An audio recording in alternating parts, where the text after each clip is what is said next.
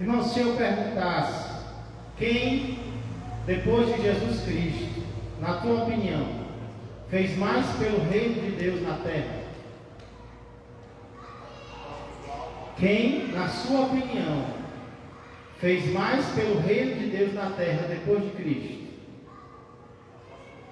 Eu creio que alguns responderiam Davi, outros responderiam Abraão, mas muitos responderiam o apóstolo Paulo. O apóstolo Paulo, ele chegou a ser chamado de o Hércules cristão. E hoje nós vamos começar a entender por quê. Estamos há alguns dias meditando sobre os milagres de Jesus e temos aprendido muito sobre isso. Mas hoje à noite nós vamos iniciar uma série de 5 mensagens no livro, na Epístola de Paulo aos Romanos. Então, eu acredito que seria bom nós entendermos um pouco sobre a vida do apóstolo Paulo, iniciando hoje pelos seus primeiros anos.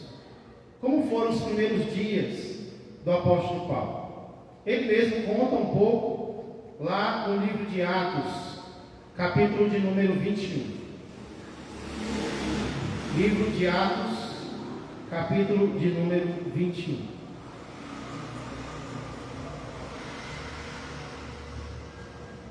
Estava meditando nesse e outro assunto, e quando eu cheguei aqui eu senti desejo de falar mais sobre o apóstolo Paulo. Combinou também com um pouco do que o Diácono Everardo falou, sobre as lutas que Paulo enfrentou. E eu creio que isso pode ser de muito incentivo para nós, de muito ensino acerca do cristianismo. Nós temos visto que, infelizmente, tem se propagado uma ideia errada do cristianismo, como se fosse algo fácil de se viver. Mas, estudando a vida do apóstolo Paulo, nós vamos ver que muitas tribulações nós temos que enfrentar.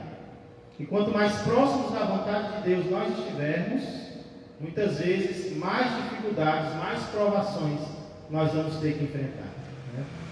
Estava conversando ontem, eu e o Everardo, com uma irmã aqui da igreja, e nós estávamos presenciando na vida dela a forma diferente em que ela estava vivendo agora por conta de uma decisão de seguir a Cristo. E até dentro do próprio lar dela, as dificuldades começaram a aumentar. Interessante isso, muitas vezes acontece com o objetivo de nos fazer desistir de servir a Cristo. Mas, como foi lido no início, temos que perseverar para chegar no céu. Então, Atos vai falar muito sobre a vida de Paulo. Às vezes, Lucas vai falar sobre ele. Às vezes, o próprio Paulo vai dar testemunho da sua vida. Então, olha no capítulo 21, verso 39.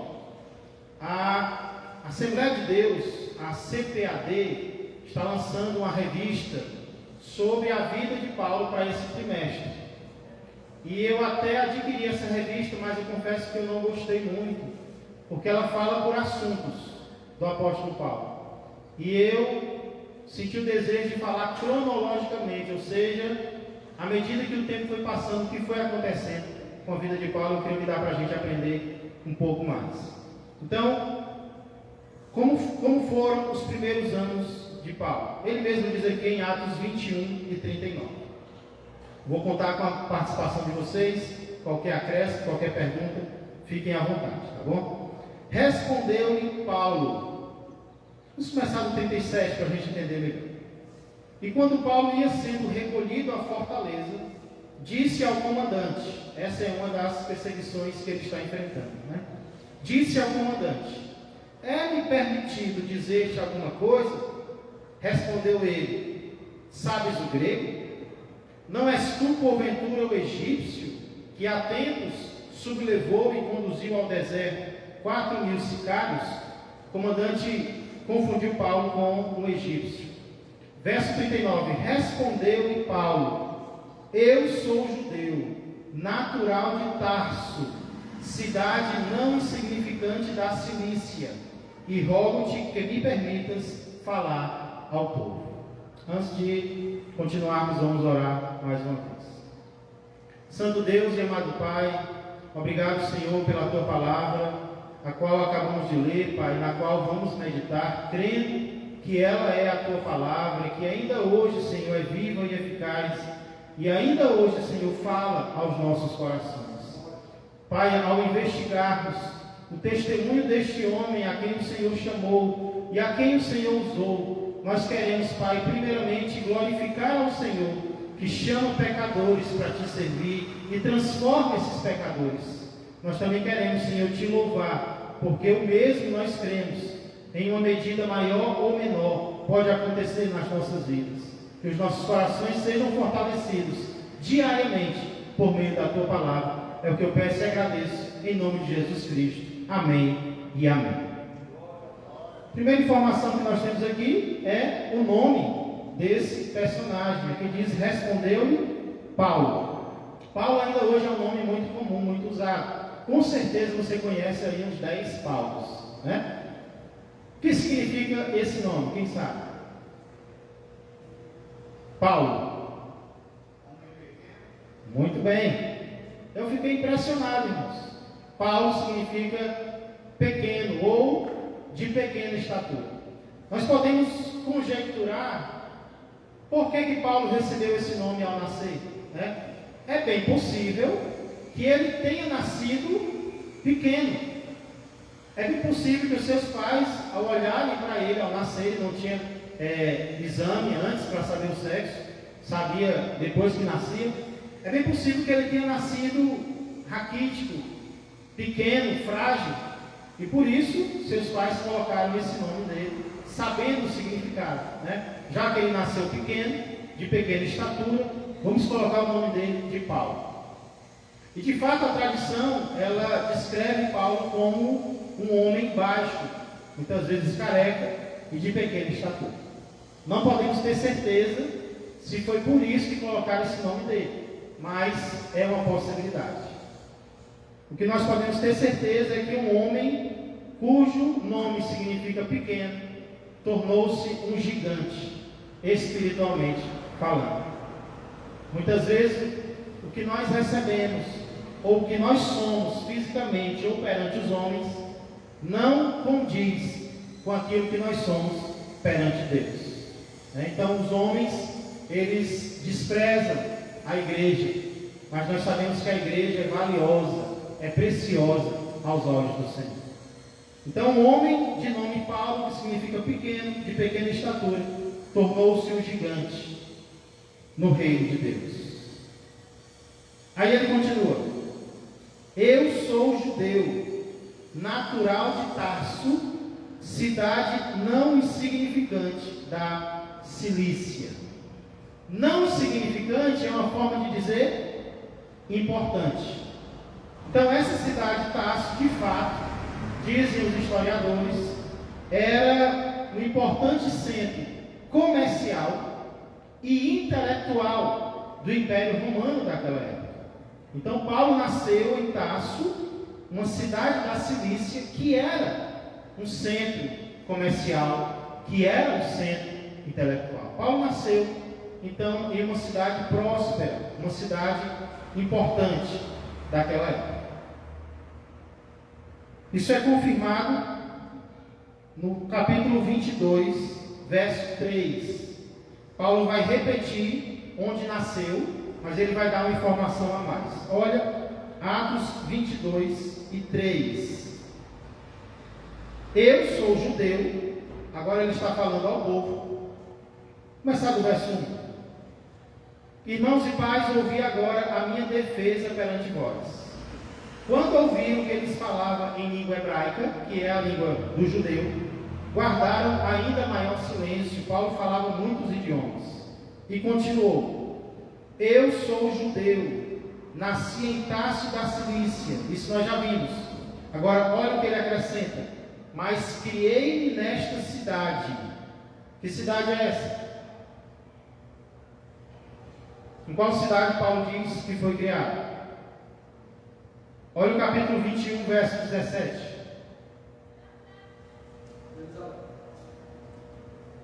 Tendo nós chegado a Jerusalém, os irmãos nos receberam com alegria. Então Paulo diz: eu sou judeu, voltando a 22:3, nasci em Tarso da Cilícia, mas criei nesta cidade. Paulo nasceu em Tarso, porém ele mesmo diz que foi criado em Jerusalém, a capital dos judeus, né? Capital religiosa, capital política dos judeus. É bem possível, irmãos, que Paulo tenha ele tenha ficado em Tarso até por volta dos 11 anos de idade. Há quem diga, calculando as datas, que Paulo deve ter nascido por volta do ano 5 depois de Cristo. Então, quando Cristo morreu, Paulo já tinha ali um pouco mais de 30 anos. Então, ele nasceu em Tarso, provavelmente aprendeu a sua profissão ainda com seus pais, porque era costumeiro os pais ensinarem a profissão para os filhos, ainda quando eles fossem bem novos.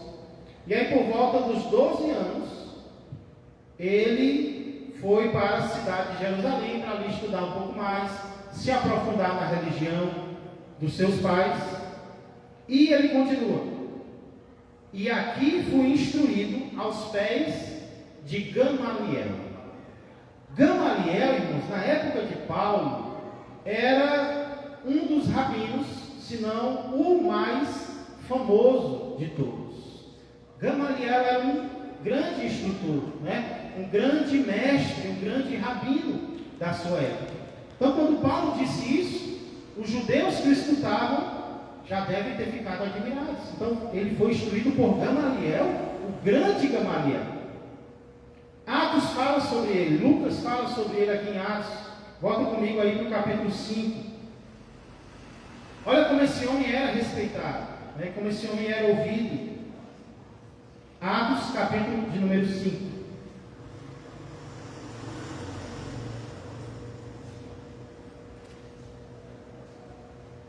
Os primeiros capítulos de Atos mostram tanto o crescimento da igreja, como também a perseguição que a igreja começou a sofrer. E aí no capítulo 5, os apóstolos fazem milagres, operam milagres, por isso eles são presos. E aí quando chega no verso 33, nós lemos o seguinte: eles, porém, ouvindo, se enfureceram e queriam matá-los. Mas, levantando-se no sinédrio um fariseu, quem Gamaliel era? Qual era o partido dele? Fariseu, chamado Gamaliel, mestre da lei, acatado por todo o povo, mandou retirar os homens por um pouco, e lhes disse: israelitas, atentai bem no que ides fazer a estes homens, porque antes destes dias se levantou Teudas, insinuando ser ele alguma coisa, ao qual se agregaram cerca de 400 homens. Mas ele foi morto, e todos quantos lhe prestavam obediência se dispersaram e deram em nada. Verso 37. Depois desse levantou-se Judas, o Galileu, que não é o que traiu Jesus, nos dias do recenseamento, e levou muitos consigo. Também este pereceu, e todos quantos lhe obedeciam foram dispersos. Agora vos digo: dai de mão a estes homens, deixai-os, porque se este conselho ou esta obra vem de homens, perecerá. Mas se é de Deus, não podereis destruí-los, para que não sejais porventura achados lutando contra Deus. E concordaram com ele. Gamaliel chegou para os líderes israelitas e disse: deixe esses homens em paz, porque um se levantou, quando ele morreu, o povo se dispersou. Outro se levantou, quando ele morreu, o povo se dispersou. E se isso não vem de Deus, vai se acabar, não se preocupe não. Mas se vier de Deus, vocês estarão lutando contra Deus. Então, parem de perseguir a estes cristãos. E olha como ele era acatado, irmãos, olha como ele era respeitado. No verso 40 diz que, chamando os apóstolos, açoitaram-nos e, ordenando-lhes que não falassem em o nome de Jesus, os soltaram. E eles obedeceram, foi? Não, verso 41 diz: e eles se retiraram do sinédrio, regozijando-se por terem sido considerados dignos de sofrer afrontas por esse nome. Olha que impressionante, irmãos. Ao invés de saírem acuados, eles saíram alegres, agradecendo a Deus por terem tido a honra, o privilégio de sofrer por causa do nome de Jesus Cristo. Glória a Deus. E todos os dias, no templo, de casa em casa, não cessavam de ensinar e de pregar Jesus, o Cristo. Glória a Deus. Esse, portanto, foi Gamaliel. Volta agora para Atos 22 e 3, para a gente completar o versículo. Estamos vendo os primeiros dias do apóstolo Paulo. Já vimos onde ele nasceu, em Tarso da Cilícia, uma cidade que não era insignificante, pelo contrário, era muito importante. Ele foi criado em Jerusalém, foi instruído aos pés de Gamaliel. E aí a continuação do verso vai dizer: segundo a exatidão da lei de nossos antepassados, sendo zeloso para com Deus, assim como todos vós o sois no dia de hoje. O verso 4 vai falar de outra fase da vida de Paulo, mas nós não vamos ver agora, tá bom? Paulo era então o quê? Qual era a nacionalidade de Paulo? Judeu. Sabemos que ele era judeu. Nasceu onde? Tarso da Cilícia. Foi criado onde? Em Jerusalém. Aos pés de quem? O grande Gamaliel. Portanto, primeiramente Paulo era judeu. Primeira nacionalidade dele. Porém, irmãos, Paulo não era apenas judeu. Ele tinha uma segunda nacionalidade. Qual era? Além de ser judeu, Paulo também era romano. Vem comigo para o verso 22. Depois que Paulo dá testemunho, que nós vimos no início do capítulo 22, as pessoas parece que não aceitam muito bem, né? Olha o verso 22. Ouviram-no até essa palavra. Que palavra? Verso 21. Mas ele me disse: vai, porque eu te enviarei para longe aos gentios. Judeu gostava de gentio? Nem um pouco. Quando Paulo disse que Deus apareceu para ele, isso já foi estranho. Os judeus não queriam acreditar. Aí quando Paulo terminou dizendo que Deus mandou ele ir aos gentios, aí o judeu não aceitou não. Como é? Deus, Yahvé, Jeová te mandou pregar para os gentios? Olha a reação no verso 22. Ouviram-no até essa palavra, que Deus tinha mandado ele ir aos gentios. E então gritaram dizendo: tira tal homem da terra, porque não convém que ele viva. Irmãos, nós vemos aqui ou não uma semelhança entre Paulo e Cristo. O que foi que os judeus decidiram fazer em relação a Cristo? Decidiram matar. O que os judeus estão decidindo fazer em relação a Paulo? O que eles estão desejando fazer? Matar Paulo. O que é ser cristão? Ser cristão é ser semelhante a Cristo. Verso 23. Ora, estando eles gritando, aquele povo em alvoroço, arrojando de si as suas capas, atirando poeira para os ares, ordenou o comandante que Paulo fosse recolhido à fortaleza e que sob açoite fosse interrogado, para saber por que motivo assim clamavam contra ele. Verso 25. Quando estavam amarrando com correias, disse Paulo ao centurião presente: ser-vos-á porventura lícito açoitar o cidadão romano sem estar condenado? Já estava amarrando Paulo para açoitar Paulo. Aí Paulo pergunta: é lícito açoitar o cidadão romano sem condená-lo primeiramente?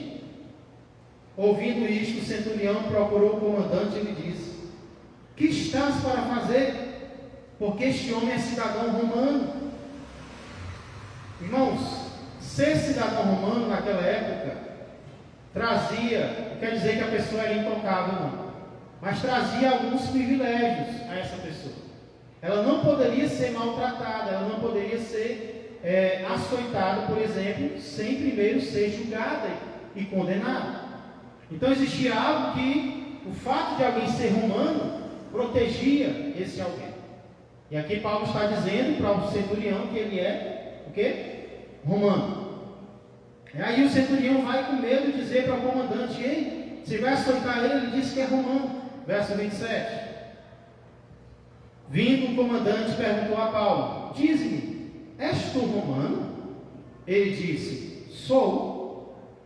Respondeu-lhe o comandante: a mim me custou grande soma de dinheiro este título de cidadão. Disse Paulo: pois eu tenho por direito de nascimento. Irmãos, havia dois tipos de cidadania romana. A primeira era a cidadania adquirida. Era quando alguém não havia nascido romano, mas ele adquiria a cidadania romana. Isso poderia ser dado por alguma autoridade, ou isso poderia ser comprado. Era o caso do comandante. O comandante não nasceu romano, mas ele comprou o direito de ser cidadão romano. Ele disse que foi o quê? Uma grande quantia em dinheiro. Aí Paulo vem e diz: pois eu já nasci assim. Como se, não se gabando, né? Mas para mostrar que você comprou, pois eu já nasci romano. Como é que alguém nascia romano?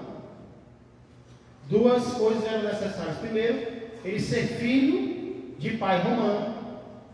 E esse pai tinha que ser casado legitimamente com a mãe da criança. Então, para Paulo ser romano, o pai dele já era romano quando Paulo nasceu, e ele era casado legitimamente com a sua mãe. Por isso Paulo nasceu romano. Pois não.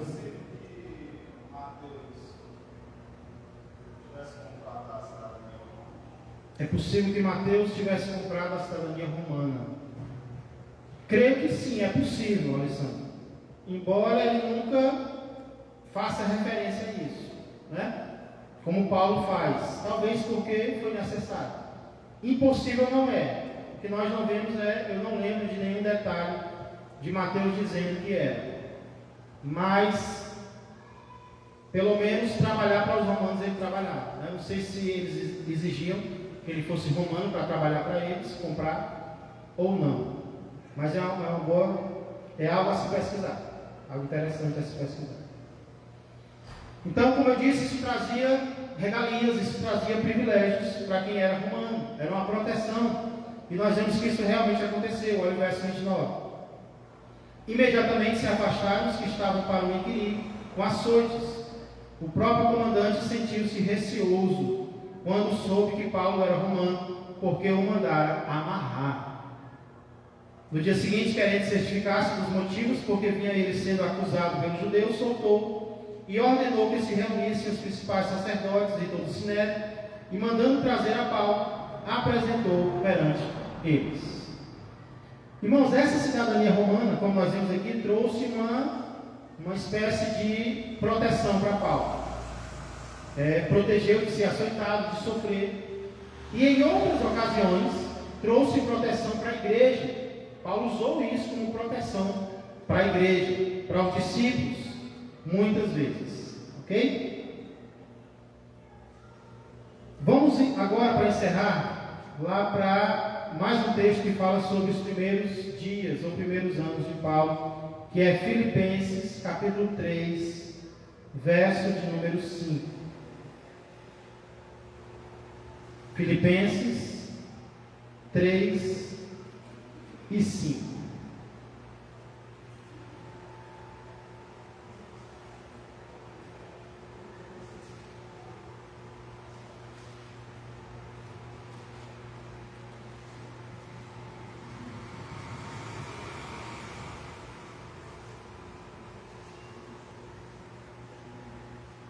Começar do 4. Filipenses 3 e 4 diz: bem que eu poderia confiar também na carne. Paulo está falando daqueles que, ao invés de confiar em Cristo, confiam nas obras, confiam na carne, confiam no fato de terem nascido judeus.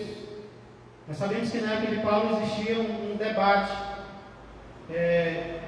em relação aos judeus, se eles poderiam ser salvos por meio das obras, se eles poderiam ser salvos só pelo fato de terem nascido judeus. Paulo vai mostrar que não, a salvação é apenas pela fé em Jesus Cristo. Aí Paulo vai agora citar o seu caso. Vocês acham que podem confiar na carne de vocês, no fato de terem sido judeus? Pois deixa eu contar o que aconteceu comigo. Bem que eu poderia confiar também na carne. Se qualquer outro pensa que pode confiar na carne, eu ainda mais. Paulo às vezes era difícil de engolir, né? Eu ainda, vocês acham que pode confiar na carne? Pois eu posso mais do que vocês. Como é, Alessandro? Filipenses 3, 4 e 5. Aí Paulo vai mostrar porque ele poderia, se quisesse, confiar na carne. Circuncidado ao 8º dia, da linhagem de Israel, da tribo de Benjamim, hebreu de hebreus, quanto à lei, fariseu. Eita, primeira coisa que Paulo diz aqui, ele foi circuncidado ao 8º dia. Exatamente, irmãos, como a lei ordenava que fosse feito. A lei judaica, a lei do Antigo Testamento ordenava que todo menino fosse circuncidado. O que é a circuncisão? Vocês sabem, né? Hoje é aquela famosa operação, não sei se o nome é fimose, operação de fimose, onde se corta um pouco da pele do órgão reprodutor masculino, né? Estou falando bem bonitinho. Corta um pouco da pele do órgão reprodutor masculino. E aí, isso acontecia desde o Antigo Testamento ao 8º dia. Nós vemos que os pais de Paulo, então, eram cumpridores da lei. Eles não adiantaram nem adiaram um dia sequer. Paulo foi circuncidado ao 8º dia. Da linhagem de Israel, da tribo de Benjamim. Benjamim era o filho caçula de Jacó. Era ali irmão de José, por parte de pai e de mãe. Benjamim foi a tribo, irmãos, que permaneceu leal a Davi, ao lado da tribo de Judá. Quando Davi estava sendo questionado, seu reinado, duas tribos se mantiveram leais à casa de Davi, que foram as tribos de Judá e de Benjamim. Depois da morte de Salomão, houve um racha no povo de Deus, né? 10 tribos ficaram com Jeroboão e 2 tribos ficaram com Roboão. Roboão era o quê? Neto de Davi. Então, Judá e Benjamim, quando Israel se dividiu, ficaram leais a Davi. E realmente, irmãos, quando a gente vai ver a história da Bíblia, as 10 tribos que se afastaram da família de Davi, caíram em pecados e foram para o cativeiro, para o castigo cedo. Já as outras 2 tribos, Judá e Benjamim, permaneceram fiéis a Deus e foram para o cativeiro um pouco mais tarde. Então, Paulo era dessa tribo. Tem um rei em Israel que era da tribo de Benjamim. Quem lembra qual é? Que rei é esse? Que rei era da tribo de Benjamim, mesmo tribo de Paulo? Dá uma dica, primeiro rei de Israel. Saul. Saul era da tribo de Benjamim. Então, Benjamim era o quê? Uma tribo respeitada. Paulo era da tribo de Benjamim. Ele disse também que era hebreu de hebreus. Ele era hebreu, filho de pais hebreus. E aí, para encerrar o verso, ele diz: quanto à lei, fariseu. Nós vimos que Gamaliel também era fariseu. Provavelmente por isso Paulo também se tornou fariseu. Fariseu, irmãos, era o grupo político-religioso mais famoso da época de Paulo. Existiam vários grupos político-religiosos. os essênios, os herodianos, mas o mais famoso de todos era o grupo dos fariseus. Fariseu significa separado. E era isso que os fariseus eram. Eles se achavam separados. Eles se separavam do povo. Eles criticavam as coisas que o povo fazia, porque eles se achavam mais limpos, mais puros. Por isso eles estavam sempre apontando o dedo para Jesus, né? Estavam sempre reclamando de Jesus por alguma coisa, porque eles se importavam muito com a lavagem das mãos, se importavam muito com a comida, se importavam muito com algumas coisas minúcias da lei. Porém era um povo sem amor, era um povo sem misericórdia, era um povo que não amava o seu próximo. Mas era um povo muito apegado à lei, era um povo muito apegado à palavra de Deus. E Paulo diz que ele era fariseu. Ele era fariseu. Irmãos, depois daqui, nós vamos ver algo que, infelizmente, Paulo se tornou, depois da morte e da ressurreição de Jesus, que é perseguidor. Mas vamos deixar para o próximo domingo, tá bom? Paulo vai se tornar um perseguidor da igreja. Mas vamos parar por aqui. Hoje nós vimos quando aproximadamente Paulo nasceu, aproximadamente no ano 5 depois de Cristo. Nós vimos onde Paulo nasceu, em Tarso da Cilícia. Nós vimos onde Paulo foi criado, em Jerusalém, aos pés de quem? De Gamaliel. Nós vimos quando Paulo foi circuncidado ao 8º dia, de qual tribo ele era, da tribo de Benjamim, hebreu de hebreus, e nós vimos o que ele se tornou religiosamente falando. Paulo se tornou fariseu. E por se tornar fariseu, ele também vai se tornar perseguidor da igreja. Mas algo, nós sabemos, vai acontecer no meio de tudo isso, que vai transformar a vida de Paulo, e não apenas a dele, mas a de muitos através dele. Amém? Vamos orar, vamos ficar de pé. Alguma pergunta, algum comentário em relação a esses primeiros anos de Paulo? Não? Ficou entendido? Vamos ficar de pé. Vamos orar ao Senhor e depois a gente continua, se Deus quiser.